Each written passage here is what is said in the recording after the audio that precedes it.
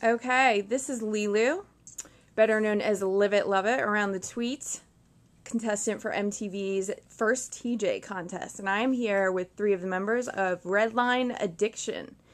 So tell us your names to start out and the position that you play. I'm Chris, I play guitar. I'm Rob, I'm the lead singer. Justin, I play bass. Okay, and I'm going to have to ask you the most generic question you can ask any band. The name Redline Addiction, where does that come from?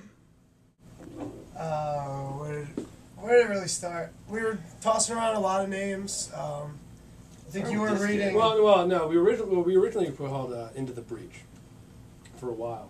And then we decided we needed a new name once kind of Rob jumped on board, because we changed lead singers. And then we were kind of tossing around a lot of different names, and I came up with Mainline Addiction. Because you were reading Nikki Sixx's book. Yeah, I was reading Nikki Sixx's like heroin. But none of us do heroin, yeah, so we figured that would be a little too... So we decided, Don't do drugs, kids. Yeah, Don't Mainline do Addiction drugs. was a little too hardcore. Yeah. So then we just came up with Redline.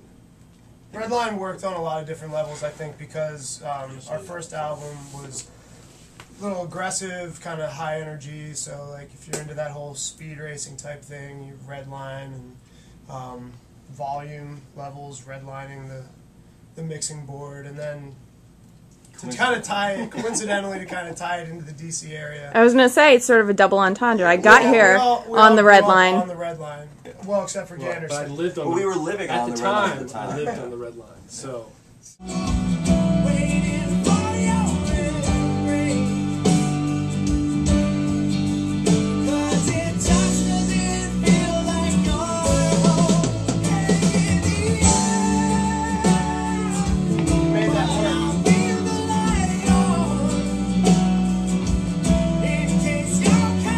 If you were to tell someone who had no idea, had never heard your music before, what would you tell them about the band? What would you say? Our music is like this. Who inspires you, or what genre? What do you think? I think we can do a lot of different things, and that's the best part is we can I think my theory always was that if it's a good song, bring it to the group. Like I didn't want to be like, oh, I don't want to do that because that doesn't fit our sound. Like I'd rather have 12 totally different sounds. So we've got like some southern rock sound. We've got some songs that are, more alternative rock. We've got some others that are kind of like punk.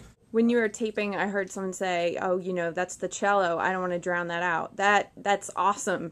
You have a cello in the track. I love that. Like, it's just so versatile.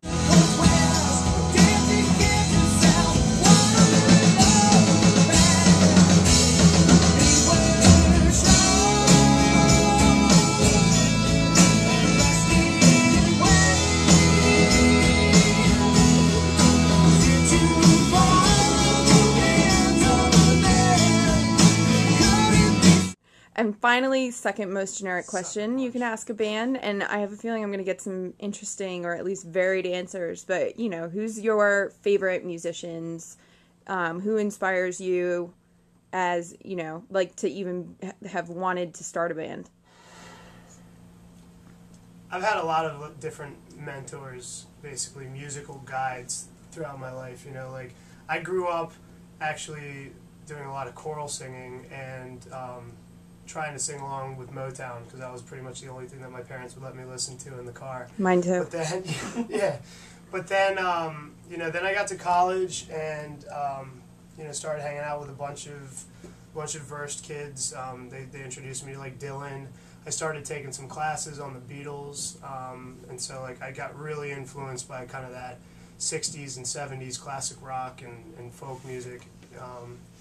Right now, my favorite artist is hands down Ray LaMontagne, singer-songwriter, fantastic guy. He's from New York. And then these guys, actually, these guys brought me back to, I knew who Pearl Jam was. I'd heard 10. But, before I started... Gandy's, probably one of our stronger influences, at least back in the day. Yeah. They're great. And they're mighty. They'll always be great. I like the Cribs a lot. We kind of were rocking out the Cribs when we were writing some of the St. Elmo's 4 stuff. Keep going.